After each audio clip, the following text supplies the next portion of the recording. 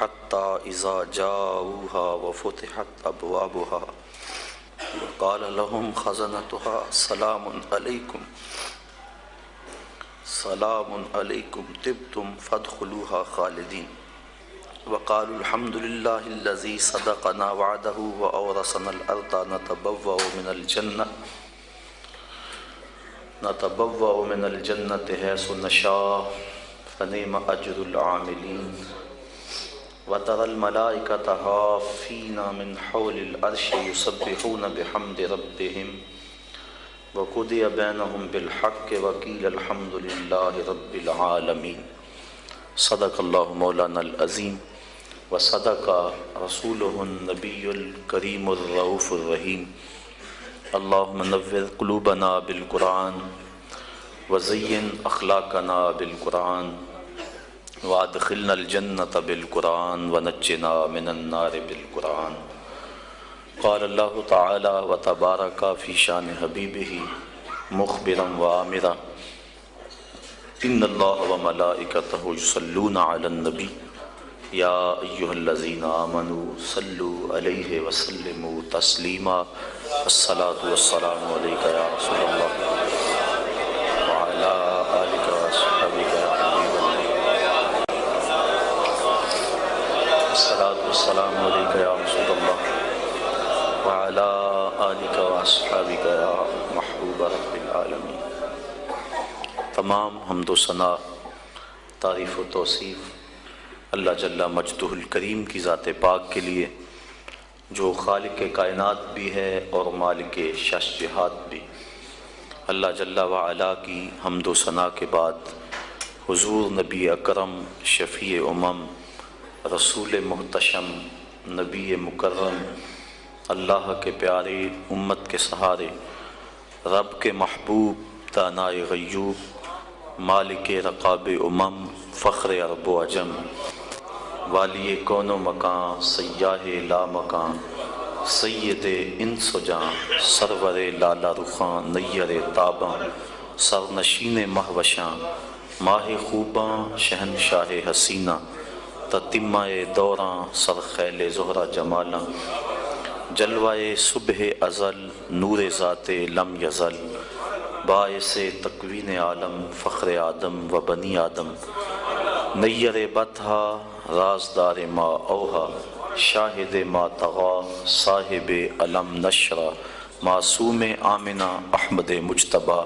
حضرت محمد مصطفیٰ صلی اللہ علیہ وسلم کے حضور ناز میں اپنی محبتوں کا نیاز پیش کرنے کے بعد واجب الاحترام ذوی الاحتشام برادران اسلام السلام علیکم ورحمۃ اللہ وبرکاتہ۔ آج کسی اور آیت پہ گفتگو کرنے کا ارادہ لے کے حاضر ہوا تھا، لیکن محترم قاری صاحب نے جس محبت بھرے انداز میں سورہ زمر کی یہ آیات تلاوت کی تو میرے دل میں یہ خیال پیدا ہوا کیوں آج اس عنوان سے گفتگو نہ کی جائے۔ اور جب وہ نعت شریف پڑھ رہے تھے اور نعت شریف کا ایک شعر ایسا تھا کہ اس وقت میرا جی یہ چاہ رہا تھا کہ اس عنوان سے گفتگو کی جائے، تو چونکہ درس قرآن مجید ہے میں نے انہی آیات کو آج کی گفتگو کا موضوع بنایا۔ چند باتیں اس پہ گوش گزار کر کے اپنی گفتگو کو سمیٹ لوں گا۔ اللہ تعالیٰ میری زبان پہ کلمۃ الحق جاری فرمائے۔ دنیا پر جن لوگوں نے اپنی زندگی کا ایک ایک لمحہ اللہ اور اس کے رسول کے لیے گزارا اور دنیا میں اپنے آپ کو تقوی کے نور سے مزین کیا، کل قیامت کے دن جب وہ گروہ در گروہ حاضر ہوں گے تو ان کے لیے جنت کے دروازے کھول دیے جائیں گے۔ وہ کیسا منظر ہوگا؟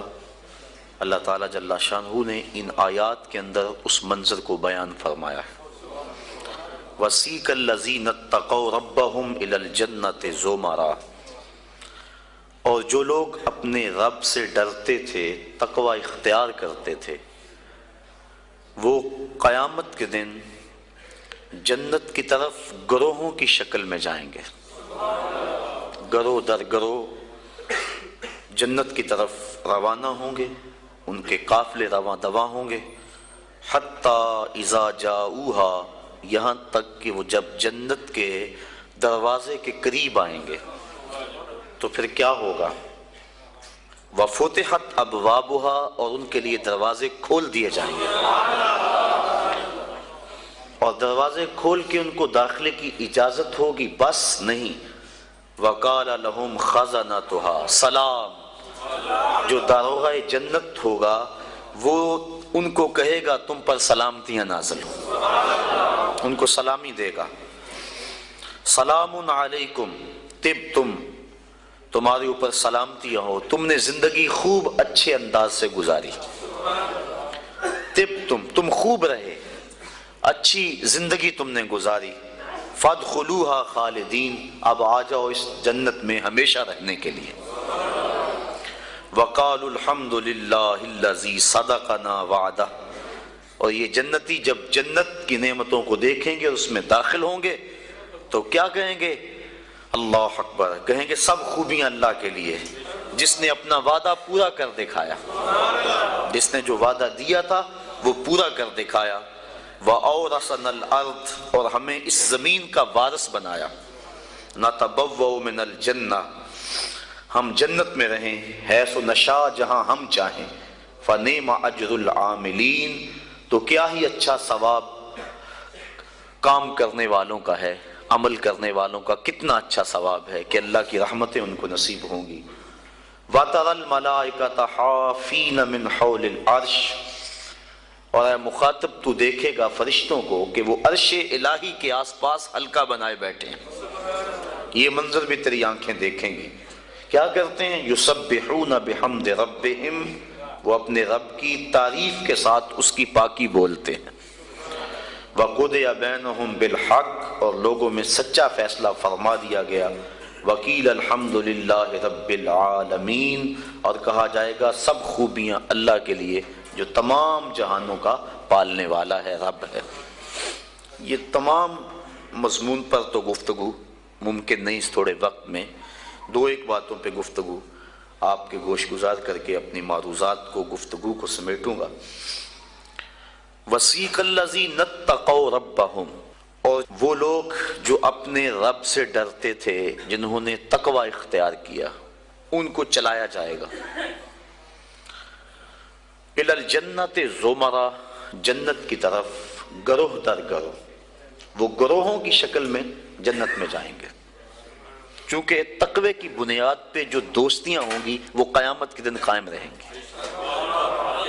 قرآن مجید میں اللہ تعالیٰ جل شانہ نے ارشاد فرمایا کہ گوڑے یار، خلیل کہتے ہیں جگری یار کو، گوڑے یار کو، گوڑے یار قیامت کے دن ایک دوسرے کے دشمن بن جائیں گے، اِلَّا الْمُتَّقِينَ، لیکن جن کی دوستی تقوی کی بنیاد پر ہوگی وہ قیامت کے دن بھی قائم رہیں گے۔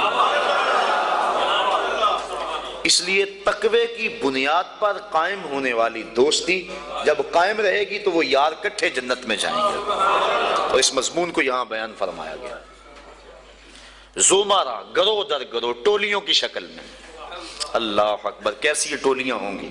اہل محبت کی ٹولیاں ہوں گی، پیار والوں کی ٹولیاں ہوں گی، الفت والوں کی ٹولیاں ہوں گی، اللہ اکبر، حتی اذا جاؤہا وفتحت ابوابہا،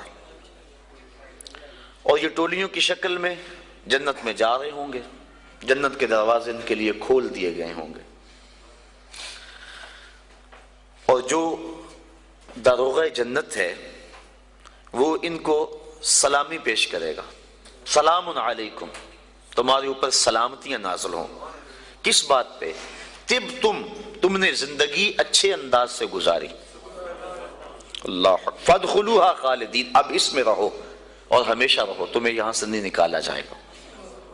تو زندگی اللہ کی رضا کے لیے جس شخص نے اچھے انداز میں گزار دی، دنیا پر گو مشکلات اس نے سہی، لیکن قیامت میں اللہ پورا پورا صلہ عطا فرمائے گا۔ حضور نبی رحمت صلی اللہ علیہ وسلم نے ارشاد فرمایا، 4 اشخاص ایسے ہیں جن کو جنت میں جانے سے کوئی چیز نہیں روک سکتی، اور فرمایا اگر لوگوں کے سست پڑ جانے کا اندیشہ نہ ہو تو اے عمر میں تجھ کو کہوں کہ یہ بات گلیوں اور بازاروں میں لوگوں کو بتا دو۔ اور پھر حضور نے ان 4 اشخاص کا تذکرہ کیا۔ ایک وہ شخص جو والدین کے ساتھ حسن سلوک کرتا ہے، دوسرا وہ شخص جس کی اولاد زیادہ ہے، ذرائع آمدنی تھوڑے ہیں، لیکن وہ اپنی اولاد کے پیٹ میں لقمہ حرام نہیں جانے دیتا۔ جب ذرائع آمدنی زیادہ ہوں اور پھر حرام سے بچنا، یہ بھی بہت بڑی سعادت ہے، لیکن جب ذرائع آمدنی بھی تھوڑے ہوں اور اولاد بھی زیادہ ہو تو پھر حرام سے بچنا یہ بڑا مشکل اور آزمائش کا مرحلہ ہوتا ہے۔ تو جو اس موقع میں رزق حرام سے بچا، قیامت کے دن حضور کے فرمان کے مطابق جنت میں جانے سے اسے کوئی شے نہیں روک سکتا۔ اور ہم صحابہ کی زندگیاں دیکھتے ہیں، فجر کی نماز ہوتی ہے، ایک صحابی جلدی سے اٹھ کے چلے جاتے ہیں۔ ایک دن آقا کریم نے پوچھا کہ ابو درداء کیا بات ہے؟ تو حضرت ابو درداء نے عرض کی، حضور آپ جانتے ہیں آج کل مدینے میں کھجوریں پکنے کا موسم ہے، اور سحری کے وقت ٹھنڈی ہوائیں مدینے کی سرزمین کو سلام کرنے بھی آتی۔ میرے ہمسائے کے صحن میں ایک اونچا لمبا درخت ہے کھجور کا، جس کا جھکاؤ میرے گھر کی سمت ہے، اور جب ہوا چلتی ہے تو اس سے کھجوریں ٹوٹ کے میرے ویڑے میں گر پڑتی ہیں۔ میں جلدی جلدی اس لیے چلا جاتا ہوں کہ بچوں کے اٹھنے سے قبل وہ کھجوریں اٹھا کے ان کے گھر میں پھینک دوں، کہیں ایسا نہ ہو کہ میرا بچہ کوئی کھجور اٹھا کے اپنے منہ میں ڈال لے۔ یہ صحابہ کا مزاج۔ اور ہماری سڑک سے گنے کی ٹرالی گزر کر تو دیکھیں، ہم بچے کو شاباش دیتے ہیں کہ بڑا دلیر نکلا ہے۔ جس کو آج آپ حوصلہ افزائی کر رہے ہیں، کل بڑا ہو کے ڈاکو بنے گا، کل بڑا ہو کے راہزن اور لٹیرا بنے گا۔ اولاد کی تربیت کے باب میں یہ بات ہے کہ اگر وہ گناہ کا ارتکاب بچپن میں بھی کرتے ہیں تو ان کی وہاں حوصلہ شکنی کی جائے تاکہ ان کے دل میں گناہ سے نفرت پیدا ہو جائے۔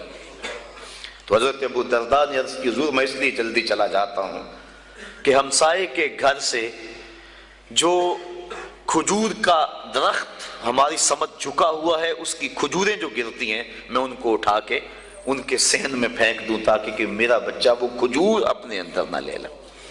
اور آپ جانتے ہیں کہ حضرت امام حسین رضی اللہ تعالیٰ عنہ مسجد نبوی میں آئے، صدقے کی کھجوروں کا ڈھیر لگا ہوا تھا، بچے تھے، ایک کھجور اٹھا کے انہوں نے اپنے منہ میں ڈال لی۔ تو آقا کریم صلی اللہ علیہ وسلم تیزی سے آگے بڑھے اور ان کے حلق میں انگلی ڈال کر حضور نے کہا کہ اس کو نکالو باہر، اور اندر سے کھجور باہر نکلوا دی۔ میں اور آپ اپنے رزق پر اگر غور کر لیں اور اپنے رزق کی حلت کا سامان کر لیں تو عبادت کی لذت نصیب ہو جائے۔ تیسرا وہ شخص کہ جس نے ایسی سچی توبہ کی کہ دوبارہ گناہ کی طرف جانا اتنا مشکل ہے جس طرح تھن سے نکلا ہوا دودھ دوبارہ اندر نہیں جا سکتا۔ اور چوتھی وہ عورت جس نے اپنی ساری محبتیں اپنے خامد پہ نچھاور کر دی اور اس حال میں مری کہ اس کا خامد اس پہ راضی تھا، اس کو جنت میں جانے سے کوئی چیز نہیں روک سکتی۔ تو دنیا کے اوپر مشکلات سہیں، دنیا کے اوپر اذیتیں سہیں، لیکن کل قیامت کے دن مالک ان کو بدلہ عطا فرمائے گا۔ وَسِيقَ الَّذِينَ اتَّقَوْا رَبَّهُمْ إِلَى الْجَنَّةِ زُمَرًا، وہ جائیں گے جنہوں نے تقوی اختیار کیا، اور تقوی احتیاط سے زندگی گزارنے کا نام ہے۔ تقوی کے بارے میں علماء کے مختلف اقوال موجود ہیں، لیکن خلاصہ یہ ہے زندگی اس احتیاط سے گزاری جائے، اللہ اکبر، کہ انسان کے دامن سے کوئی گناہ نہ لگنے پائے۔ حضرت امام ابو نعیم الاصفہانی رحمۃ اللہ تعالی علیہ نے حلیہ کے اندر حضرت عبداللہ ابن مسعود رضی اللہ تعالیٰ عنہ سے روایت نقل کی ہے کہ تقوی یہ ہے کہ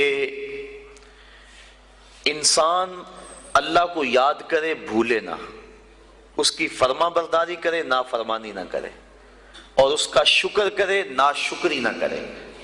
اگر یہ چیزیں اس کے اندر پیدا ہو جاتی ہے تو وہ اس زمرے میں آ جاتا ہے جس کا نتیجہ جنت کے اندر جانے کا سبب بنتا ہے۔ اور حضرت ابو ہریرہ رضی اللہ تعالیٰ عنہ سے ایک روایت ہے جس کو امام ترمذی نے نقل کیا ہے کہ ایک دن حضور تشریف فرما تھے، فرمایا کہ کوئی ہے کہ جس کو میں نصیحت کروں اور وہ اس پہ خود عمل کرے یا ایسے لوگوں تک پہنچائے جو اس پہ عمل کرے؟ تو حضرت ابو ہریرہ رضی اللہ تعالی عنہ فرماتے ہیں میں نے عرض کی حضور میں ہوں، آپ مجھے وہ نصیحتیں کریں۔ تو حضور نے میرا ہاتھ پکڑ لیا اور حضرت ابو ہریرہ فرماتے ہیں حضور نے 5 نصیحتیں مجھ کو گنوائیں۔ فرمایا گناہوں سے بچو، تم سب سے زیادہ عبادت گزار بن جاؤ گے۔ دوسری بات فرمائی اللہ کی تقسیم پہ راضی ہو جاؤ، تم سب سے زیادہ غنی بن جاؤ گے۔ اور تیسری بات ارشاد فرمائی ہمسایوں کے ساتھ حسن سلوک کرو، تم کامل مومن بن جاؤ گے۔ اور پھر فرمایا جو اپنے لیے پسند کرتے ہو وہ اپنے مومن بھائی کے لیے پسند کرو، کامل مسلمان بن جاؤ گے۔ اور پھر فرمایا زیادہ ہنسا نہ کرو، اس سے دل مردہ ہوتا ہے۔ فرمایا یہ 5 وصیتیں اللہ کے رسول نے مجھ کو گنوائیں۔ انسان گناہ کو ترک کرے، علماء نے کہا یہ تقویٰ ہے۔ اور حضور نے ان نصیحتوں میں پہلی نصیحت جو ہے وہ گناہ سے بچنے کے بارے میں حکم ارشاد فرمایا کہ گناہ سے بچا جائے۔ نیکی کرنی، اچھائی کرنی بہت بڑی دولت ہے، لیکن گناہ سے بچنا عادت ہے، کیونکہ گناہ کرنے سے اللہ ناراض ہو جاتا ہے، اور تقویٰ اللہ کی ناراضگی سے بچنے کا نام ہے۔ تقوی کے بارے میں علماء کرام نے اور بھی روایات، مختلف اقوال بزرگوں کے بیان کیے ہیں کہ انہوں نے تقوی کی دولت اختیار کر کے اپنے آپ کو جنت کا حقدار بنایا اور اپنی زندگی کا ایک ایک لمحہ اللہ کی رضا کے لیے گزارا۔ آج ان کے لیے جنت کے دروازے کھلے ہوئے ہیں اور فرشتے ان کو سلام علیکم کہہ رہے ہیں اور ان کی سابقہ زندگی پر آفرین کر رہے ہیں کہ تم نے اچھی زندگی گزاری، کہ کفاف تھوڑا تھا، ذرائع آمدنی کم تھے، اولاد زیادہ تھی، جس منصب پہ تم بیٹھے تھے تم اپنے وسائل کو بڑھا سکتے تھے، لیکن اس میں آمیزش ہوتی حرام کی، لیکن روکھی سوکھی تم نے کھا لی، اور زندگی کی مشکل گھاٹیوں سے تم نے گزر کے یہاں تک اپنا پہنچاؤ کیا۔ آج اللہ کی رحمتیں بڑھ کے تمہارا استقبال کر رہی۔ یہ ہے بڑا مشکل کام آج کل بالخصوص، جبکہ دوڑ لگی ہوئی ہے، ہر شخص ایک دوسرے سے آگے بڑھنے کی خواہش کے اندر حلال حرام کی تمیز چھوڑے ہوئے ہیں، اور بات کسی سے کرو تو ہر کوئی یہی کہتا ہے جی کیا کریں، پیٹ کے لیے لگے ہوئے ہیں۔ پیٹ تو 2 روٹیاں صبح مانگتا ہے، 2 شام کو مانگتا ہے، 2 دوپہر کو مانگتا ہے۔ پیٹ کا اتنا لمبا چوڑا مطالبہ نہیں ہے، صرف ہم 2 دنی 4 کے چکر میں پڑے ہوئے ہیں۔ جو بندہ جہاں ہے وہاں وہ راضی نہیں ہے۔ اور اس حدیث کا جو دوسرا ٹکڑا ہے، حضور کی جو دوسری نصیحت، اس میں یہ فرمایا گیا اللہ کی تقسیم پہ راضی ہو جاؤ، سب سے بڑے غنی ہو جاؤ گے۔ غنا دل کی بے نیازی کا نام ہے، تو جتنی مرضی دولت اور پھر بھی طلب ہو تو پھر تو انسان اس طلب میں جل رہا ہے، اطمینان مل ہی نہیں رہا۔ لیکن کفاف تھوڑا ہے، ذرائع آمدنی تھوڑے ہیں، اس سوکھی روٹی پر بھی صبر ہے، قناعت ہے، تو جو لطف اس دسترخوان پہ بیٹھ کر کھانے کا ہے وہ 5 سٹار ہوٹلوں میں کھانے کا بھی نہیں ہے۔ تو یہ حضور کا جملہ کتنا خوبصورت ہے، اور اگر نہیں ہم اللہ کی تقسیم پہ راضی ہوں گے تو کیا کریں گے؟ حدیث میں آتا ہے جب بچہ شکم مادر میں 120 دن کا ہوتا ہے تو فرشتہ آ کے 4 چیزیں لکھ جاتا ہے، ان میں سے ایک چیز اس کا رزق ہے کہ ساری زندگی میں اس کو کتنا رزق ملے گا۔ اب جتنا لکھا گیا ہے الٹی چھلانگے بھی لگائے اس سے زائد نہیں ملے گا، اور جب لکھا گیا ہے اس سے پہلے نہیں ملے گا۔ تو پھر اس رزق کے لیے اٹینشن کی ضرورت کیا ہے؟ رزق کے لیے کام کرے، محنت کرے۔ شاید میں نے کسی درس قرآن میں اس حوالے سے بات کی تھی، حضرت شیخ سعدی شیرازی فرماتے ہیں کہ ایک شخص جنگل میں گیا، اس نے دیکھا ہے کہ ایک لومڑی ہے جس کے ہاتھ پاؤں ہی نہیں ہے، سوچنے لگا مالک اسے رزق کیسے دیتا ہوگا، تو درخت پہ چڑھ کے بیٹھ گیا۔ تھوڑی دیر کے بعد شیر آیا، اس نے شکار کیا اور پس خوردہ چھوڑ کے چلا گیا۔ وہ رینگتی رینگتی آگے بڑھی اور پس خوردہ کھا کے پیٹ بھر لیا۔ اب اس نے کہا کہ جب اس لومڑی کو اللہ عطا فرماتا ہے میں تو اس کا بندہ ہوں، میں کیوں محنت کروں؟ اس نے محنت چھوڑ دی، ایک دن فاقے سے کاٹا، دوسرا دن فاقے سے کاٹا، تیسرے دن جب حالت غیر ہونے لگی تو آواز آئی بندے میں لومڑی کو بغیر کسی محنت کے دے سکتا ہوں، تجھے نہیں دیکھ سکتا، تجھے بھی عطا کر سکتا ہوں، لیکن لومڑی نہ بن، شیر بن، خود کما اور اوروں کو بھی کھلا، نہ کہ لومڑی کی طرح جو ہے وہ بن کے بیٹھ جائے۔ یہ بھی حکم ہے محنت کرنے کا، لیکن محنت کرنے کا، سعی کرنے کا حکم ہے، اٹینشن لینے کا حکم نہیں ہے۔ ہماری ذمہ داری نہیں، ہمارا کام ہے کام پہ چلے جانا۔ دیکھو نا، آپ کسی فیکٹری میں کام کرتے ہیں، 8 گھنٹے کی ڈیوٹی ہے وہاں کام کی، تو آپ مزدوری کرتے ہیں یا کوئی کام کرتا ہے، مالک بیل دے کے آپ کو بلا لیتا ہے دفتر میں، 2 گھنٹے وہاں بٹھائے رکھتا ہے، آپ کو پریشانی ہونی چاہیے کہ وہاں کام جو ہے وہ نہیں ہو رہا؟ آپ کو کیا غرض؟ جس نے کام پہ لگایا اس نے بلایا، مجھے تو مہینے کے بعد پوری تنخواہ ملے گی چاہے سارا دن بٹھائے رکھے۔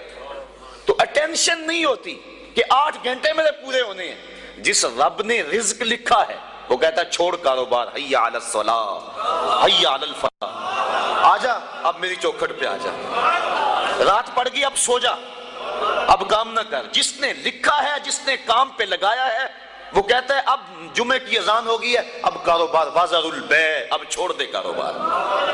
تو اب جس نے کام پہ لگایا وہی تو بلا رہا ہے، اور ہم کہتے ہیں تیرے بلانے پہ نہیں آئیں گے۔ تو مالک بلائے اور بندہ دفتر میں نہ جائے تو وہ فیکٹری سے نکالے گا کہ نہیں؟ یا حالات کشیدہ ہو جائیں گے کہ نہیں؟ اٹینشن بنے گی کہ نہیں؟ تو اگر آسودہ رہنا ہے، فیکٹری میں کام بھی کرنا ہے، تو پھر مالک سے بنا کے رکھنی ہوگی نا۔ اگر رزق اس کا کھانا ہے اور اس کی نہیں ماننی تو پھر اٹینشن تو ہوگی، پھر کہا جائے گا جی رزق بڑا ہے سکون نہیں ہے، پتہ نہیں کسی نے تویز ڈال دے ہوئے ہیں، کسی عامل نے جادو کر دیا ہوا ہے، پھر مصیبت بنی ہے۔ لیکن اگر اس کی مان لیں، جب کہتا ہے کام پہ جاؤ کام پہ چلے جاؤ، اور جب کہتا ہے مسجد میں آ جاؤ مسجد پہ آ جاؤ، اور جب کہتا ہے اب سو جاؤ اس وقت سو جاؤ، کہتا ہے اب تہجد ہوگی اٹھ کے مصلی بچھا لو، مصلی بچھا لو، جو کہتا جائے کرتے رہو، تمہیں ٹینشن نہیں ہوگی، زندگی کی بہار نصیب ہو جائے۔ حضور نے ارشاد فرمایا اللہ کی تقسیم پہ راضی ہو جاؤ، اللہ کی تقسیم پہ راضی ہو جاؤ، تم غنی بن جاؤ گے، تم گداگر نہیں رہو گے، تم گداگر نہیں رہو گے، غنی بن جاؤ گے، کروڑ پتی ہو کر بھی کمینے نہیں ہوگے، تمہاری جیب میں کچھ بھی نہیں ہوگا لیکن غنا کی سلطنت کے بادشاہ ہوگے۔ اس کی تقسیم پہ راضی ہو جاؤ۔ اور مجھے واصف علی واصف کا اچانک جملہ یاد آ گیا، اس نے بڑی خوبصورت ایک بات کہی، اس نے کہا اللہ اور اپنی رضا میں فرق کا نام غم ہے، اللہ کی رضا میں اور اپنی رضا میں فرق کا نام غم ہے۔ جو اللہ کی رضا ہے بندہ کہتا ہے نہیں یہ نہیں صحیح، تو غم بن گیا۔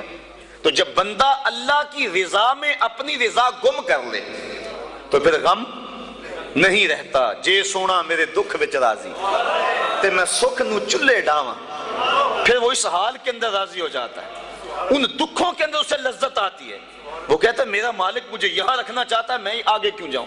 تو جہاں مالک کی مرضی ہے بندہ وہاں رہتا ہے۔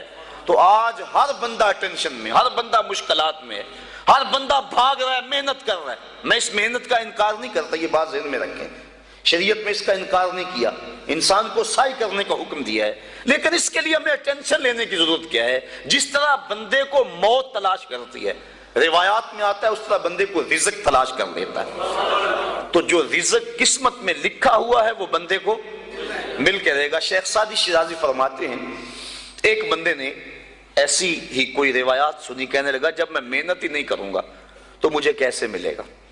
اس نے سب کچھ چھوڑ چھاڑ دیا اور ایک غار میں جا کے بیٹھ گیا، اور غار بھی کوئی تاریخ تھی، وہاں کسی کا گزر بھی نہیں تھا۔ 2 4 5 دن گزر گیا تاکہ بے ہوشی پڑنے لگی۔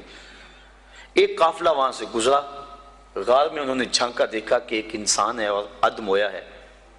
انہوں نے جا کے دیکھا، غور کیا، یہ تو بھوک سے مر رہا ہے۔ انہوں نے کھانا لا کے اس کے سامنے رکھا، اس نے انکار کر دیا۔ اس نے کہا جب میں کچھ نہیں کروں گا تو وہ کیسے دے گا؟ انہوں نے کھانا بھی پیش کیا، اس نے انکار کر دیا۔ وہ بولنے کی سکت بھی نہیں ہے، یہ سمجھے کہ بیچارہ بہت زیادہ بیمار ہے، اور یہ کھانا کھانے کی سکت بھی نہیں ہے۔ کوئی نرم چیز بناؤ اس کے لیے، کوئی دلیا وغیرہ، کوئی ایسی چیز اس کے لیے انہوں نے تیار کی وہاں قافلے والوں نے، اور جا کے اس کو پیش کی۔ اس نے پھر بھی سر پھیر دیا، کہا بیچارہ اتنا مجبور ہے کہ اسے یہ بھی نہیں کھایا جاتا۔ انہوں نے زبردستی جو وہ چمچ میں ڈال کے اس کے منہ کے قریب کی، اس نے دانت بند کر لیے زور سے۔ کہ جب میں ہی نہیں کچھ کروں گا تو کیسے میرے مقدر کا میرے پیٹ میں پہنچے گا. یہ دل میں تھا اور زور سے دانت بند کر دیے. شیخ سعدی شیرازی فرماتے ہیں کہ انہوں نے چمچی کے ایک کونے کو نا اس کے دانت میں جہاں سوراخ ملا وہاں ڈال کر تو زور سے انہوں نے کھولا منہ کو اور اندر حلوہ ڈالا, اور جب منہ کے اندر حلوہ گیا تو اس کو ہنسی آ گئی. کہا مالک جو میرے مقدر کا ہے وہ مجھے مل کے رہے. تو یہ کہاوتیں بزرگوں نے جو بیان کی ہیں ہماری زندگی کو آسودہ بنانے کے لیے کی ہیں. ہم اپنے مقدر میں جو پاتے ہیں, میرے مقدر میں یا آپ کے مقدر میں جو لکھا ہوا ہے یہ پکی بات ہے, اس سے زائد تو نہیں مل سکتا. اب اس کو حاصل کرنے کے لیے ہم حرام ذرائع کیوں اختیار کریں؟ ہم کام پہ جائیں درود پڑھتے ہوئے, ہم کام پہ جا رہے ہیں کہاں سے آئے گا کیا ہوگا کیا, اس کی ٹینشن کیا؟ ہم کام پہ جا رہے ہیں اور نبی پہ درود پڑھ رہے ہیں بس. ہم کام پہ جا رہے ہیں استغفر اللہ پڑھ رہے ہیں, اللہ رزق دے گا. سورہ نور اٹھا کے دیکھیے, فَقُلْتُ اسْتَغْفِرُوا رَبَّكُمْ إِنَّهُ كَانَ غَفَّارًا. تو میں نے کہا اپنے رب سے معافی مانگو, استغفار کرو, بے شک وہ معاف فرمانے والا ہے. پھر کیا ہوگا؟ یرسل السماء علیکم مدرارا, وہ آسمان سے موسلادھار بارش بھیجے گا. وَيُمْدِدْكُمْ بِأَمْوَالٍ وَبَنِينَ, تم کو مال بھی دے گا بیٹے بھی دے گا. وَيَجْعَلْ لَكُمْ جَنَّاتٍ, اور وہ تمہارے لیے جنتیں اور باغ بنا دے گا. وَيَجْعَلْ لَكُمْ أَنْهَارًا, اور تمہارے لیے نہریں جاری کر دے گا. اللہ اکبر. مَا لَكُمْ لَا تَرْجُونَ لِلَّهِ وَقَارًا. آگے فرمایا کیا ہو گیا, تمہاری نظر میں اللہ کا وقار نہیں رہا؟ یعنی جس سے مانگنا ہے اس سے مانگ نہیں رہے, اور جو دیتا نہیں اس کے سامنے ہاتھ پھیلا رہے ہو. جب سحری کا وقت ہوتا ہے نا, سحری کا وقت, تو اللہ کی رحمتیں قریب آ جاتی. حدیث میں آتا ہے, آواز آتی ہے, حال میں مسترزقن, کوئی رزق مانگنے والا ہے میں اس کی جھولی بھر دوں. حال میں مستغفرن, کوئی بخشش مانگنے والا ہے میں اس کے گناہ معاف کر دوں. تو اس وقت اللہ کی رحمتیں آواز دے رہی ہوتی ہیں کہ کوئی رزق مانگنے والا ہو تو میں اس کی جھولی بھر دوں, میں اس کی جھولی بھر دوں. اور پھر کیا ہوتا ہے, جب وہ کہہ رہا ہوتا ہے اس وقت ہم سو رہے ہوتے ہیں. جب آواز آ رہی ہوتی ہے, تمہیں ٹینشن ہے, بیٹی کی شادی کرنی ہے, مسئلہ ہے, جہیز نہ دیا تو بیٹی کو تانے ملیں گے, مسئلے تو ہیں اس دور میں, اس کا انکار تو نہیں ہے. دن رات جو دوڑ لگی ہے اس کے سبب بھی ہیں. ہم جانتے ہیں کہ بھائی فیکٹری میں اوور ٹائم کیوں لگا رہے ہیں, انہیں پتا ہے کہ میں نے اپنی بہن کے ہاتھ پیلے کرنے ہیں. اور ہمارا معاشرہ جو ہے قرآن کو چھوڑ کے جہنم بنا ہوا ہے. آج بیٹے والا مطالبہ کرتا ہے کہ جو ہے مجھے یہ دیا جائے, مصیبت تو بنی ہوئی ہے, لیکن اب کیا کیا جائے, اس کے لیے ٹینشن موجود ہے, لیکن ہم ذرائع استعمال کرتے ہیں, اس کے لیے محنت کرتے ہیں, کوشش کرتے ہیں, لیکن جو دینے والا ہے جب وہ پکار رہا ہے اس وقت کیوں سوئے ہوئے ہیں؟ وہ کہتا ہے کوئی رزق مانگنے والا ہے تو جھولی پھیلائے, میں اس کی جھولیاں بھر دوں گا. اللہ اکبر. تو اللہ کے حضور جب بندہ طلب کرتا ہے تو اللہ تعالیٰ بندوں کے اٹھے ہوئے ہاتھوں میں اپنی رحمتوں کی برسات کر دیتا ہے. تو بات کہاں سے کہاں نکل گئی کہ انسان کو اگر اللہ کی تقسیم پہ رضا نصیب ہو جائے تو پھر وہ سب سے بڑا, حضور نے فرمایا, غنی بن جائے گا. اس کے لیے زندگی کی مشکل ختم ہو جائے گی. ورنہ کروڑوں اربوں خربوں روپے بھی ہوں لیکن اس کو تسکین قلب نصیب نہیں ہوگی. اور جب بندہ اللہ کی رضا پہ راضی ہوگا بس اس کو زندگی میں بہاریں نصیب ہو جائیں گے. میں اچھی طرح جانتا ہوں ایک شخص کو, ہمارا پیر بھائی بھی ہے, وہ بہت اعلیٰ عہدے پہ براجمان تھا وہ, لیکن اس محکمے میں حالات ایسے تھے, وہ ایسے چکر میں آ گیا کہ اس کو وہ کام چھوڑنا پڑا. اب وہ لوہے کی ڈھلائی والی بھٹی پہ کام کرتا ہے اور تقریباً 20-25 کلومیٹر کے قریب فاصلہ ہے جو سائیکل پہ آتا جاتا ہے. تو میں نے ایک دن اسے پوچھا, میں نے کہا کہ اچھی ٹھاٹ باٹ کی نوکری تھی اور آپ نے چھوڑ کے اس کو اختیار کر لیا, اب صبح جاتے ہو, آج کل سردیاں بھی ہیں, نہر کا کنارہ ہے جہاں چل کے اسے جانا پڑتا ہے, تو مشکل تو بڑی ہوتی ہوگی. کہنے لگا اس میں اللہ نے میرے لیے لذتیں ہی بڑی رکھ دی, اور اللہ تعالیٰ اس کو زندگی عطا فرمائے. انسان جب اللہ کی رضا کے لیے کسی کام کا آغاز کرتا ہے اور گناہ کو چھوڑتا ہے, اللہ اس کے نیک کام کے اندر برکت ڈال دیتا ہے. کثرت اور چیز ہے, برکت اور چیز ہے. بہت سارے لوگ ہیں کثرت رکھتے ہیں لیکن برکت نہیں رکھتے, اور بہت سارے لوگ ہیں برکت کی دولت سے مالا مال ہیں, اور برکت تھوڑے میں پڑ جائے تو برکت جب مالک ڈال دے تو پھر بندے کے لیے پریشانی ختم ہو جاتی ہے۔ اور آج ہمارے کٹھن حالات پیدا ہوئے، یہ کیوں ہوئے ہیں؟ اس کی ایک اور وجہ ہے جو آپ کے سامنے عرض کرنا چاہتا ہوں۔ امام خبیری نے اس روایت کو نقل کیا، حضور فرمایا سیاتی زمان علی امتی یفرون من العلماء والفقہاء فیبتلیہم بثلاث، میری امت پہ ایک وقت آئے گا کہ لوگ علماء اور فقہاء کی صحبت سے دور بھاگنا شروع ہو جائیں گے۔ فَيَبْتَلِيهِمْ بِثَلَاثٍ، تو اللہ تعالیٰ ان کو 3 طرح سے آزمائے گا۔ جب لوگوں کی حالت یہ ہوگی کہ اچھے لوگوں کی سنگت صحبت اختیار کرنا چھوڑ دیں گے، 3 آزمائشیں ان پہ نازل ہوں گی۔ پہلی آزمائش یہی، جس کے لیے آج کے مضمون کا سارا رخ ہی مڑ گیا، لیکن چلو یہ بھی ضروری باتیں میں آپ کی گوش گزار کر رہا ہوں۔ یرفع البرکۃ من کسبہم، پہلی بات یہی کہ ان کے کسب سے، کاروبار سے، مال سے برکت اٹھا لی جائے گی۔ پہلی نحوست علماء کی صحبت سے دور بھاگنے کی وجہ سے ان کو جو ملے گی۔ دوسری نحوست، ان کے اوپر ظالم حکمران مسلط کر دیے جائیں گے۔ اور تیسری نحوست اور بڑی خطرناک، وَيَخْرُجُونَ مِنَ الدُّنْيَا بغیر الایمان، اور دنیا سے بغیر ایمان کے اٹھ جانے کا اندیشہ ہو۔ اور آج دیکھ لیں، یہ بات بھی درست ہے کہ آج وہ علماء کم ہیں جن علماء کی صحبت میں بیٹھ کے اللہ کا قرب ملتا ہے۔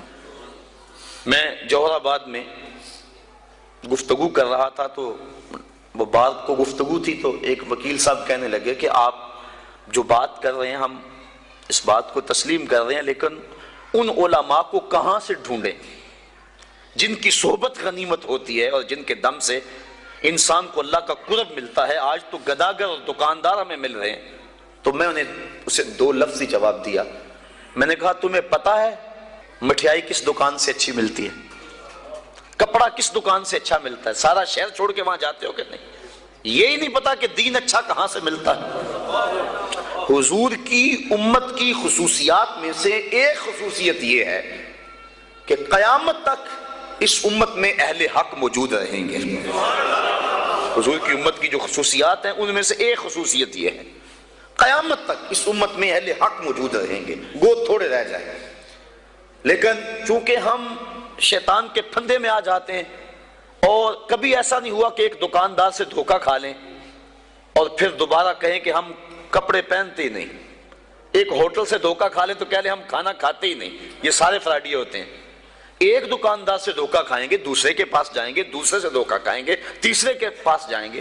لیکن یہاں کیا ہوتا ہے کہ ہم کسی ایسے شخص کے پاس چلے جاتے ہیں جو دین کے نام پہ کاروبار کر رہا ہوتا ہے، اور پھر جب اس سے ہم ڈسے جاتے ہیں ہم سارے طبقے سے بدزن ہو جاتے ہیں۔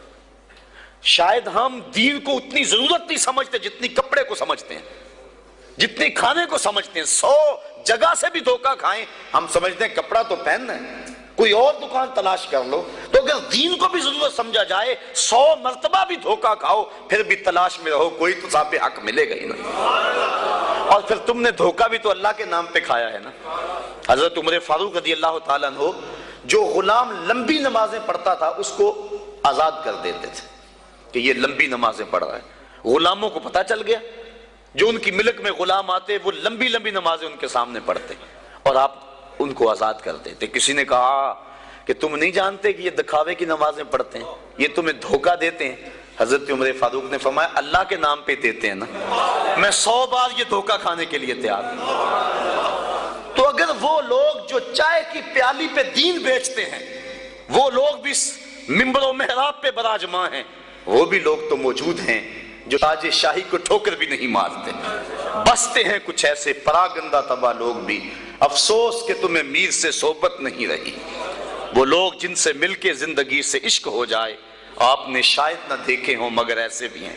حضور نے ارشاد فرمایا خیار امتی العلماء وشرار امتی العلماء، میری امت کے بدترین لوگ بھی علماء ہیں اور میری امت کے بہترین لوگ بھی علماء ہیں۔ تو اگر بہترین لوگ امت کے تلاش کرنے ہوں تو وہ بھی اسی طبقے سے ملیں گے، وہ کسی اور جگہ سے نہیں ملیں گے۔ اور اگر بدترین لوگ وہ بھی اس طبقے میں موجود ہیں، ہم بدترین کو دیکھتے ہیں پھر اس طبقے سے بدزن ہو جائے، اور نتیجہ کیا کہ ہم آہستہ آہستہ اس جگہ پہ پہنچ جاتے ہیں کہ علماء کی صحبت سے نفرت شروع ہو گئی، جس کے نتیجے کے اندر یہ 3 مصیبتیں ہمارے اوپر نازل ہوئی۔ پہلی مصیبت یرفع البرکۃ من کسبہم، رزق سے برکت اٹھا لی گئی، اور دوسری بات کہ ظالم حکمران مسلط کر دیے گئے، اور تیسرا دنیا سے بغیر ایمان کے چلے جانے کا اندیشہ پیدا ہوا۔ اور آج ہے نہیں، لوگ بیرون ملک جانے کے لیے مرزائی لکھ رہے ہیں، کتنے لوگ ہیں ایسے؟ ایمان کا سودا کرنا تو بڑا آسان ہو گیا اس دور کے اندر، چائے کی پیالی پہ لوگ دین بیچ رہے ہیں، کیا کچھ نہیں ہو رہا ہے۔ اللہ اکبر۔ حضور نے توبہ توبہ، حضور نے نشاندہی کی تھی کہ آدمی صبح کو مومن ہوگا اور شام کو کافر ہوگا، یصبح مومنا ویمسی کافرا، صبح مومن ہوگا شام کو کافر ہوگا، اور پھر فرمایا شام کو مومن ہوگا صبح کو کافر ہوگا۔ لا یبقى من الاسلام الا اسمہ ولا یبقى من القرآن الا رسمہ مساجدہم عامرۃ وہی خراب من الہدی۔ وقت آئے گا کہ قرآن صرف رسم کے طور پہ پڑھا جائے گا، اسلام صرف نام کا رہ جائے گا، مسجدیں زیب و زینت کے لحاظ سے تو آباد ہوں گی لیکن ہدایت کے نور سے خالی ہوں گی۔ جس دور کی نشاندہی کی گئی تھی، کیا وہ اب دور موجود نہیں ہے؟ امام غزالی فرماتے ہیں جس دور کی نشاندہی اللہ کے رسول نے کی ہے، آج سے صدیوں قبل امام غزالی ہوئے ہیں، فرماتے ہیں وہ میرا دور ہے۔ امام غزالی فرماتے ہیں جس دور فتنہ کی نشاندہی حضور نے کی ہے وہ میرا دور ہے، اور یہ دور جس سے ہم گزر رہے ہیں یہ دور کیسا ہے؟ آج کیا ہو رہا ہے؟ حدود اللہ کو پامال نہیں کیا جا رہا، اسمبلیوں کے گنڈے اور بدماش اللہ کی حدود کو توڑ نہیں رہے، ان کو کون روکنے والا ہے؟ نہ ممبر سے آواز اٹھ رہی ہے، نہ محراب سے آواز اٹھ رہی ہے، حجرہ نشین بھی تسبیح پھیر رہے ہیں۔ حضرت داتا گنج بخش علی اجمیری کشف الماجوب میں لکھتے ہیں کہ حضرت ابو اسحاق اسفرائینی جنگل میں گئے تو وہاں دیکھا کچھ صوفی گھاس کھا کھا کے گزارا کر رہے ہیں، گھاس کھا لیتے ہیں، اللہ اللہ کرتے ہیں۔ تو امام ابو اسحاق اسفرائینی جلال میں آگے فرمایا آکلۃ الحشیش ہا ہونا انتم وامت محمد فی الفتن، تم یہاں گھاس کھاتے پھرتے ہو اور نبی کی امت فتنے میں مبتلا ہے۔ اللہ کو ایسے صوفیوں کی، ایسے تسبیح پھیرنے والوں کی ضرورت نہیں ہے، وہ تو ان لوگوں کا چاہنے والا ہے جو اللہ کے نام پہ سب کچھ قربان کر دیتے ہیں اور اپنا گھر کا سارا اثاثہ اپنی ہتھیلی پہ سجا کے کربلا کے میدان میں آ جاتے ہیں۔ تو آج کیا ہو گیا ہوا ہمیں اور ہم کس جگہ پہ کھڑے؟ یہ ایک الگ دکھڑا ہے، اگر اس مضمون کو میں چھیڑ لوں تو یہ بھی ختم ہونے پہ نہ آئے۔ آج امت جس مشکل حالات میں کھڑی ہے اور پوری دنیا کے مسلمان جہاں کھڑے ہیں، آج کسی سے مخفی نہیں، اور ہمارے حکمران کیا کر رہے ہیں، اور جو ذمہ دار لوگ ہیں جن کو اسلام کے نام پہ ہم نے ووٹ دیے تھے اور اسمبلیوں میں بٹھایا تھا کہ تم اسلام کی آواز کو دبنے نہیں دینا، وہ کیا کر رہے ہیں کس سے بھی مخفی نہیں ہے۔ الفاظ کے پردے میں جن سے مخاطب ہوں وہ جان گئے ہوں گے کیوں نام لیا جائے۔ سب کو پتا ہے کہ آج کیا ہو رہا ہے اور کیسی سودے بازی ہو رہی ہے، اور لوگ دین کو بیچ رہے ہیں، سرے ممبر بیچ رہے ہیں، اپنا دین ایمان بیچا جا رہا ہے۔ تو یہ قرب قیامت کی نشانیاں ہیں۔ تو آج وہی بچے گا جو اللہ کی کتاب قرآن مجید کے ساتھ لگ جائے گا۔ اچھے لوگ تلاش کرے، ضرورت ہے ہماری تلاش کرنا۔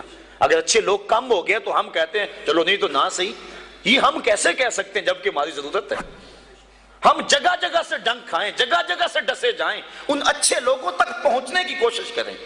یہ دنیا چکی ہے اور اس کے 2 پڑوں کے نیچے جو بھی آ گیا وہ کچلا جائے گا، بچے گا وہی جو کلی کے ساتھ لگ کے رہے گا۔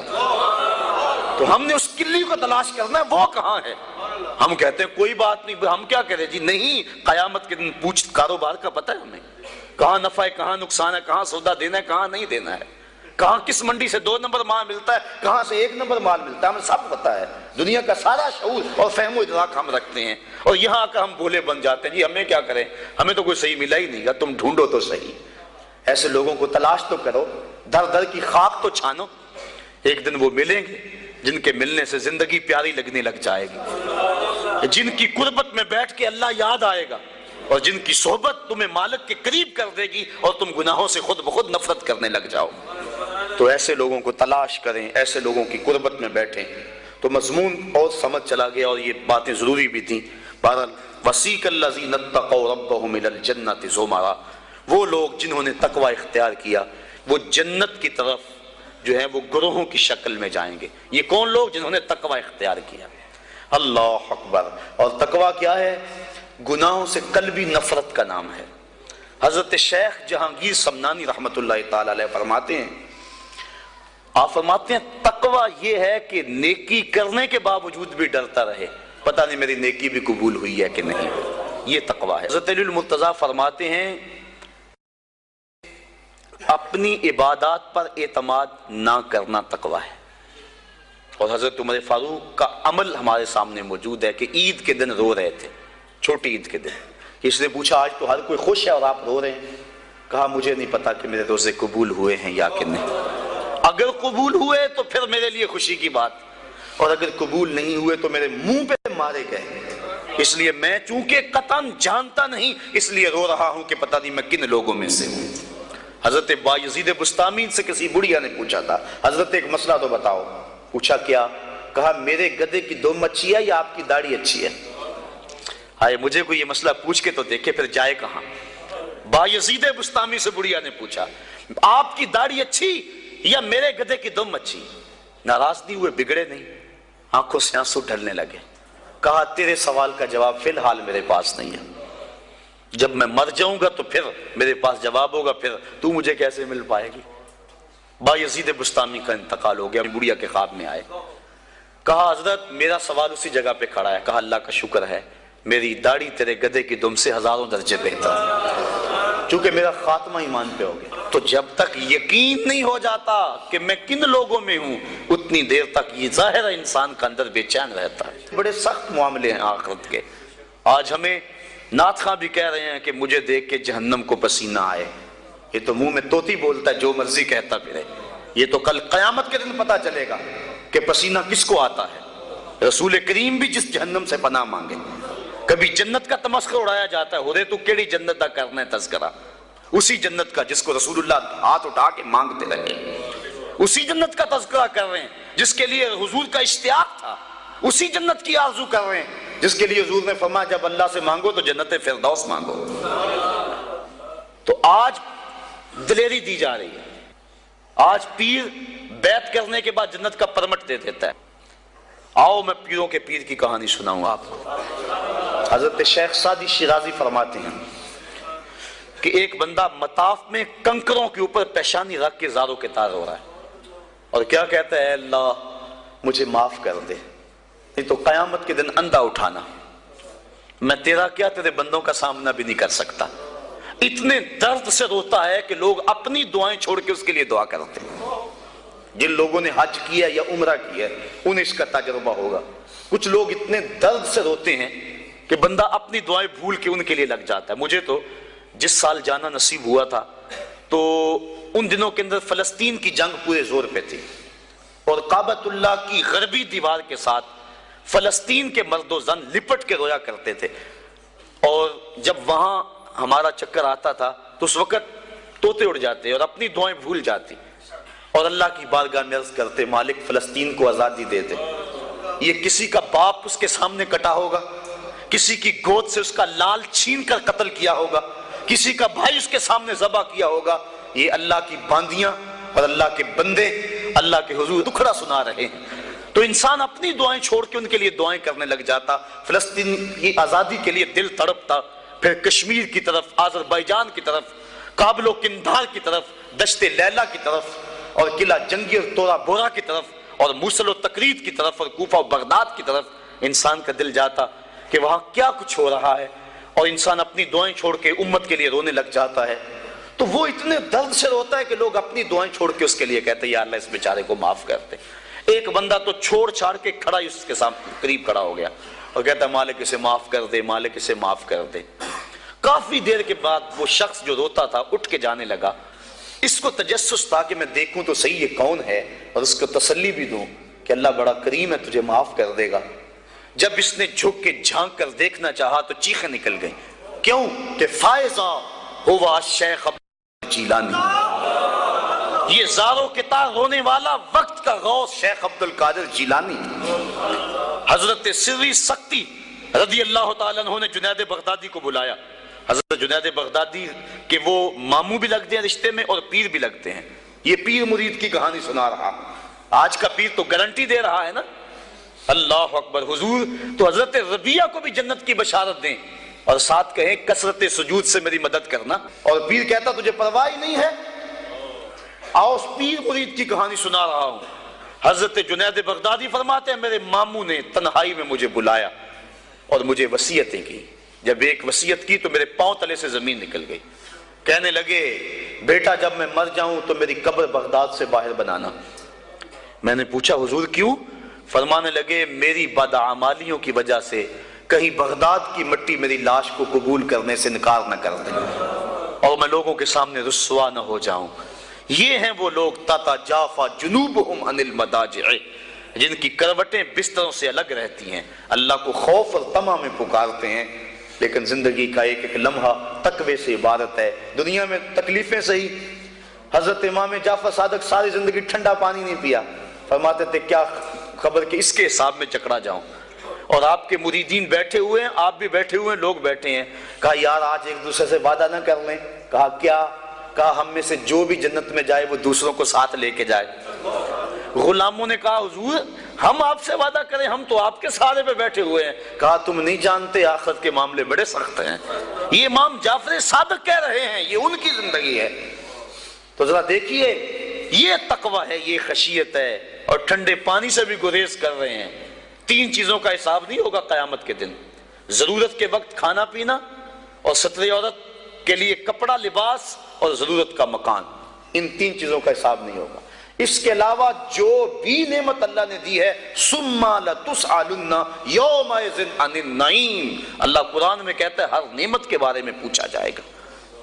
تو صاحبو جن لوگوں نے اس بات کا خیال رکھا کہ ہمارے رب نے ہمیں پوچھنا ہے اور ایک ایک بات کا ہم نے جواب دینا ہے، یہ بات درست ہے کہ اللہ اپنے فضل سے معاف کرے گا. لیکن سحری کے وقت اٹھ کے سسکیاں بھرنے والا اور رات شراب خانے میں گزارنے والا کیا قیامت کے دن ایک صف میں کھڑے کر دیے جائیں گے؟ یہ کیسے ہوگا؟ غریبوں کا خون چوسنے والا، بیواؤں اور یتیموں کا مال لوٹنے والا اور رات کی تنہائی میں ان کی مدد کرنے والا کیا ایک صف میں کھڑے کر دیے جائیں گے؟ ایسا کیسے ہو سکتا ہے؟ تو صاحب وہ تقوی ہے کہ انسان اپنی زندگی کے ایک ایک قدم کو بچا بچا کے رکھے کہ میں اللہ کی ناراضگی سے بچ جاؤں. اور دنیا کو اس نے مشکلات میں ڈال دیا. آج کہتے ہیں دین پہ عمل کرنا بڑا مشکل ہے. جو بندہ دین پہ عمل کرنا چاہتا ہے اللہ قرآن میں سورۃ الاعلیٰ میں فرماتا ہے مشکل نہیں، ہم اس کے لیے آسان بنا دیتے ہیں. چلو لوگوں کے لیے مشکل ہی صحیح، لیکن اس نے مشکل میں یہ زندگی کاٹ لی. اور دنیا ہے بھی، دنیا سجن المومن، مومن کے لیے ہے بھی قید خانہ. لیکن جب قید سے چھوٹا پھر کیا ہوا؟ اللہ کی رحمتیں بڑھ کے اس کا استقبال کر رہی ہیں. پھر گروہوں کے اندر وہ جنت میں جائیں گے اور فرشتے کہیں گے سلام ہو تمہیں کہ تم نے زندگی اچھے ڈھب سے گزاری ہے، اب جنت میں آ جاؤ، تم اس جنت سے کوئی نکالنے والا نہیں ہے. اور وہ کہیں گے اللہ تیری تعریفیں اور تیری خوبیاں، تو نے جو وعدہ کیا تھا آج واقعی تو نے سچا کر دکھایا ہے. اور پھر جنت میں ان کو گوناگون نعمتیں دی جائیں گی اور جنت میں مائے معین ہوگا، حوض کوثر ہوگا، سلسبیل ہوگا. کبھی وہ حوروں سے جام پیئیں گے، کبھی وہ غلمانوں سے جام پیئیں گے. لذت تو بڑی ہوگی، لیکن ایک لذت کی کہانی اللہ نے قرآن میں سنائی. ہمیں ایک وقت ایسا بھی پھر آئے گا وَسَقَاهُمْ رَبُّهُمْ شَرَابًا طَهُورًا، ان کا رب انہیں خود شراب طہور پلائے گا کہ تم نے میرے لیے چھوڑا، دنیا کی شراب تو نہیں پی لو، میرے دستے قدرت سے شراب پیو. تو وَسَقَاهُمْ رَبُّهُمْ، نہ حوروں کے ہاتھوں سے، نہ غلمانوں کے ہاتھوں سے، نہ کسی اور کے ہاتھوں سے. وَسَقَاهُمْ رَبُّهُمْ. پھر دنیا کی تکلیفیں یاد رہیں گی جب مالک شراب طہور پلا رہا ہوگا. تو یہ ہے زندگی. اپنی زندگی کو اس ڈھب سے گزاریں کہ آخرت کی زندگی بہتر ہو جائے. جو اپنا دین بچانے کے لیے ایک غار میں چھپ گئے تھے اور اللہ تعالیٰ جل شانہ نے اپنے فضل سے ان کی حفاظت فرمائی. دقیانوس کے زمانے میں ایک مقتل تیار کیا گیا اور افسوس شہر کے اندر جو لوگ بتوں کی پرستش نہیں کرتے تھے ان کو اس مقتل میں لے جا کر کے قتل کر دیا جاتا. لوگ ڈرتے ہوئے بتوں کی پرستش کرنے لگے.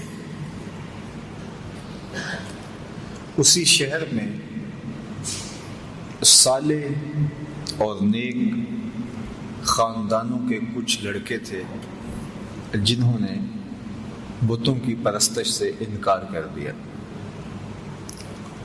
بادشاہ نے ان کو بلایا اور کہا کہ تم اگر بتوں کی پرستش نہیں کرتے ہو تو تمہیں بھی مقتل میں لے جا کر کے قتل کر دیا جائے گا، لیکن تمہاری اٹھتی جوانیاں، ان فوان شباب، خوبصورت چہرے مجھے اس بات سے روکتے ہیں کہ تمہیں قتل کروں، لیکن میں اپنے فیصلوں کو صادر کرنے والا ہوں.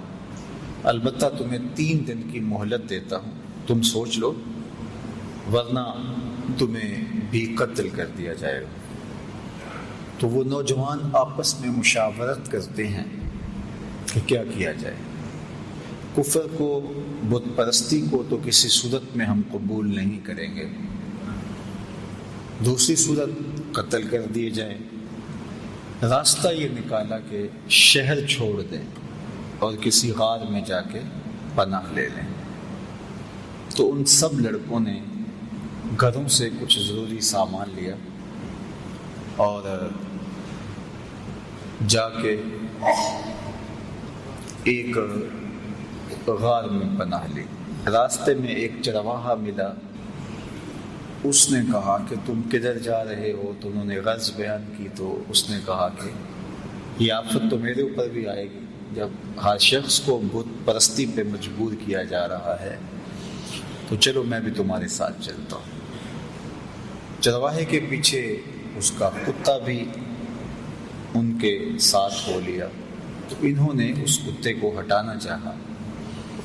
ظاہر ہے کتا ہے تو جب وہ اپنے ہم جنس کو دیکھتا ہے تو شور و غل کرتا ہے، تو یہ پکڑے جائیں گے. لیکن کتے نے بارگاہ عزتی میں عرض کی اور زبان حال سے کہا کہ میں کوئی ایسی حرکت نہیں کروں گا، آپ کی سنگت مجھے محبوب اور مرغوب ہے. تو ان کا کتا بھی ساتھ ہو لیا. تو اللہ تعالیٰ جل شانہ نے سورہ کہف کا نام اس غار سے رکھا. کہف عربی میں غار کو ہی کہتے ہیں، اور یہ غار کہاں ہے؟ رقیم وادی میں ہے. یہ رقیم وادی کہاں ہے اس کے بارے میں علماء کا اختلاف ہے. امام قرطبی نے لکھا ہے کہ یہ اندلس کے قریب جگہ ہے جہاں رقیم وادی ہے اور اصحاب کہف کا غار ہے. اصحاب کہف کے غار کے حوالے سے ایک زیارت گاہ ترکی میں بھی موجود ہے جہاں لوگ جاتے ہیں، اور ان لوگوں کا خیال ہے کہ اصحاب کہف کی غار یہ ہے. مختلف لوگوں نے مختلف چیزیں لکھی ہیں. بہرحال کہف غار کو کہا جاتا ہے، اور رقیم اس وادی کا نام ہے یا اس بستی کا نام ہے جس بستی میں یہ غار تھی. تو اللہ تعالیٰ جل شانہ نے قرآن مجید کے اندر ارشاد فرمایا،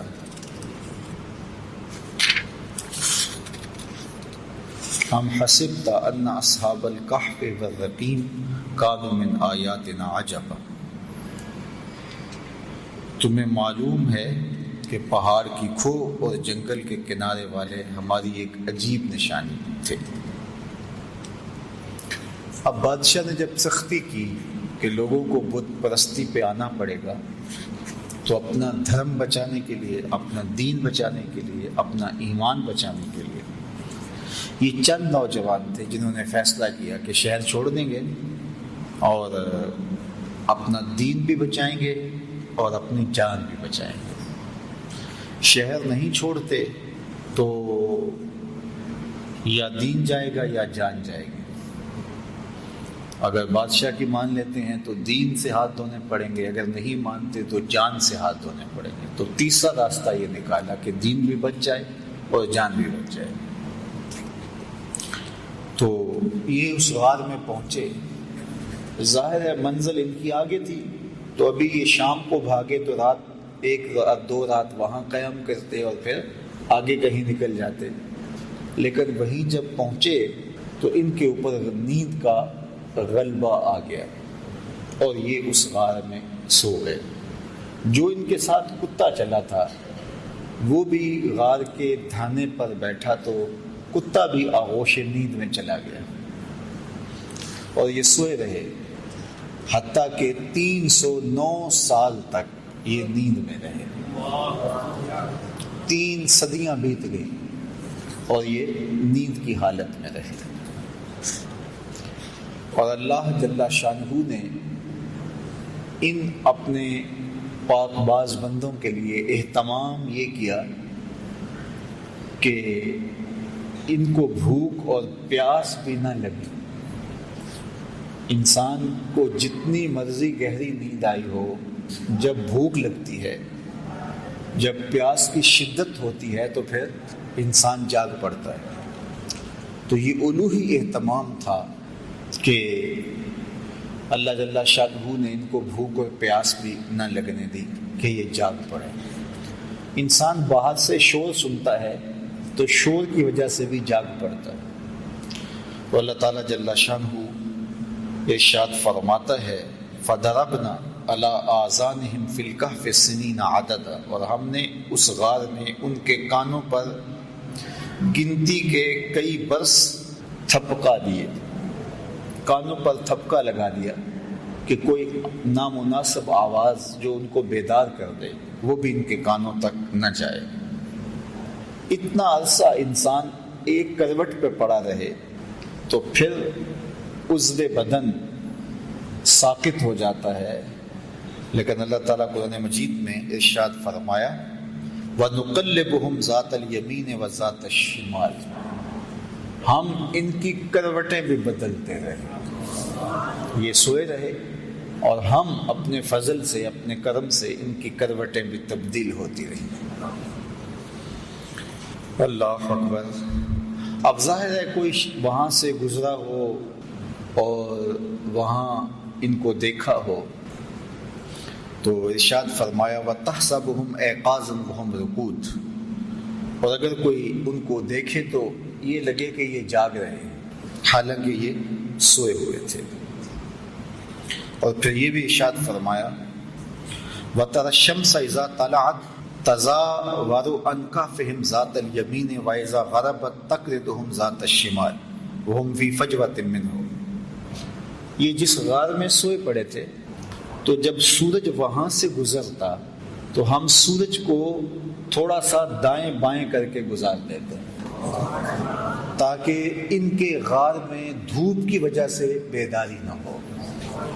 کیسا نیند کا اہتمام کیا گیا، کہا کانوں پہ تھپکے لگا دیے اور تاکہ شور ان کو نہ اٹھائے، اعضاء کہیں جامد نہ ہو جائیں، ہم کروٹیں بدلتے رہے، دھوپ کی شدت کی وجہ سے گرمی سے کہیں بیدار نہ ہو جائے، ہم نے نظام قدرت کو بدل دیا، نظام فطرت تبدیل ہو گیا۔ یہ کوئی حدیث ہوتی تو شاید کوئی اس کو ضعیف کہہ کے انکار کر دیتا کہ تم اللہ کے ولیوں کے بارے میں اتنی بڑی بات کر رہے ہو، نظام ہستی تبدیل ہو گیا، لیکن یہ قرآن ہے، کوئی انکار بھی نہیں کر سکتا۔ اللہ اکبر۔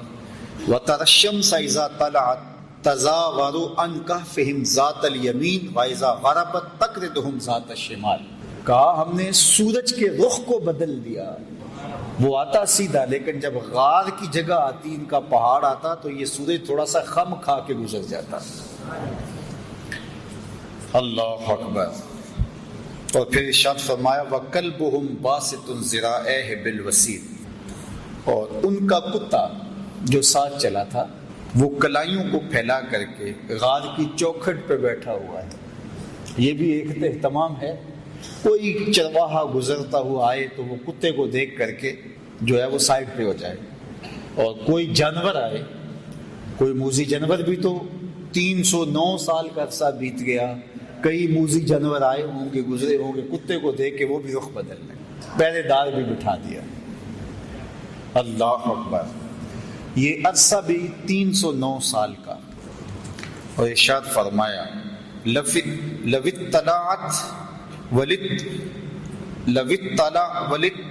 طلعت علیہم لولیت منہم فرارا ولا ملیت منہم رعبا، اگر تو انہیں جھانک کر دیکھے تو ان سے پیٹ پھیر کر بھاگے، ان کی ہیبت تیرے سینے میں بھر جائے۔ ہم نے وہاں ایک خوف بھی رکھ دیا کہ کوئی اندر جھانک کر دیکھنے کی ہمت بھی نہ کر سکے۔ اللہ کے ولی سو رہے ہیں، قدرت نے الوہی اہتمام کر رکھے، سورج بھی رخ بدل کے گزر جاتا ہے، کتا غار کے دھانے پہ بیٹھا ہے، کوئی اندر آنے کی ہمت نہیں کر پاتا، ان کے کانوں پر ہم نے جو ہے وہ تھپکے لگا دیے، کوئی آواز بھی ان تک نہیں پہنچتی، دھوپ غار کے اندر جاتی نہیں ہے کہ وہ بیدار ہو جائیں، بھوک اور پیاس کی شدت انہیں تنگ کرے اور وہ بیدار ہو جائیں، ایسا بھی نہیں ہے۔ اور وہاں ایک رعب رکھ دیا، ایک خوفناک منظر تھا وہاں کہ کوئی وہاں جاتا تو خوف سے آگے نہ جاتا، ایک رعب دل میں پیدا ہوتا تو وہ بھاگ جاتا۔ اور وہ کتنا عرصہ سوئے رہے وہاں، 309 سال تک۔ اللہ اکبر، 309 سال بیت گئے۔ اچھا، یہ ابھی آ کے سوئے ہی تھے، کچھ عرصہ کے بعد افسوس کا بادشاہ دقیانوس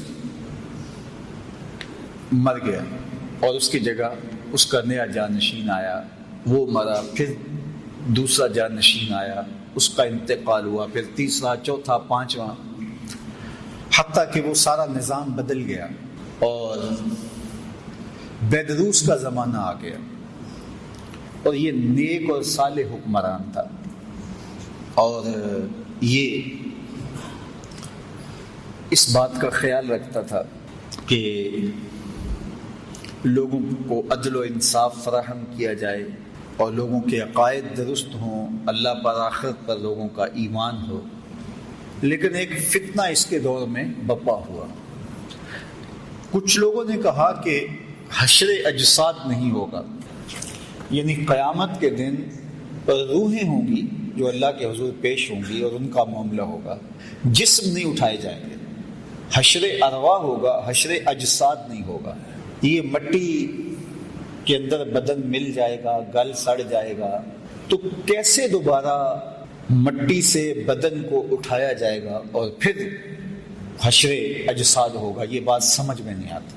مشرکین مکہ کی سمجھ میں بھی یہ بات نہیں آئی، انہوں نے بھی یہی کہا تھا، وَضَرَبَ لَنَا مَثَلًا وَنَسِيَ خَلْقَهُ قَالَ مَن يُحْيِي الْعِظَامَ وَهِيَ رَمِيمٌ۔ سورہ یاسین کا آخر رکوع اٹھائیے۔ انہوں نے بھی کہا کہ جب ہم گل سڑ جائیں گے، ہڈیاں مٹی میں مل جائیں گے، تو کس طرح دوبارہ ہمیں اٹھایا جائے گا؟ وہ کہتے تھے یہ بات سمجھ میں نہیں آتی کہ ہم دوبارہ زندہ کیے جائیں، دوبارہ ان اجسام کو اٹھایا جائے۔ اور نضر بن حارث کہیں سے پرانی قبر سے کوئی بوسیدہ سی ہڈی اٹھا لایا، اور ہڈی اٹھا کر کے حضور کے سامنے آ کھڑا ہوا، اور ہڈی کو، بربری سی ہڈی کو یوں حضور کے سامنے توڑتا ہے اور اس کے ریزے زمین پہ گرتے ہیں، اور ساتھ حضور علیہ السلام سے مخاطبت کرتے ہوئے کہتا ہے ان ہڈیوں کو کون زندہ کرے گا جو میرے ہاتھوں کے معمولی لمس کو بھی برداشت نہیں کر پا رہے، ان کے ریزے ریزے ہو رہے ہیں۔ آپ جو دین لے کر آئے ہیں اس دین میں یہ ہے کہ ان ہڈیوں کو بھی زندہ کیا جائے گا، تو مجھے بتائیے ان ہڈیوں کو کون زندہ کرے گا؟ قُلْ يُحْيِيهَا الَّذِي أَنشَأَهَا أَوَّلَ مَرَّةٍ وَهُوَ بِكُلِّ خَلْقٍ عَلِيمٌ۔ فرمایا محبوب فرما دیجئے یہ تو ہڈیاں ہیں، جب ہڈیاں بھی نہیں تھی، جس نے انسان بنا لیا وہ ہڈیوں کو بھی زندہ کر لے گا۔ اب تو میٹیریل موجود ہے لیکن بکھرا پڑا ہے، میٹیریل ہے، کمزور ہو گیا ہے، تو جب یہ ہڈیاں بھی نہیں تھی، تو جب امر کن سے اس نے ہڈیوں کے بغیر انسان کو کھڑا کر دیا اور ہڈیاں پیدا کر دی، تو اب تو ان ریزوں کو جوڑ کے بنانا ہے، بکھرے میٹیریل کو جوڑنا ہے، تو اس کے لیے کیا مشکل ہے؟ تو بہت سارے لوگوں کی بات یہ سمجھ میں نہیں آتی، وہ کہتے ہیں کیسے ہو سکتا ہے؟ اللہ اکبر۔ تو اس زمانے میں، بیدروس کے زمانے کے اندر، یہ 300 سال کا عرصہ ہے دقیانوس سے بیدروس کے زمانے کا، مورخین نے لکھا ہے۔ تو اس زمانے میں حشر اجساد پہ بات ہو رہی تھی اور لوگوں کے دو گروہ بن گئے تھے. ایک طبقہ کہتا تھا کہ جسم بھی اٹھائے جائیں گے اور روحوں کو تو موت نہیں ہے، اور دوسرا طبقہ کہتا ہے کہ نہیں، جو گل سڑ گئے مٹی میں وہ کیسے اٹھائے جا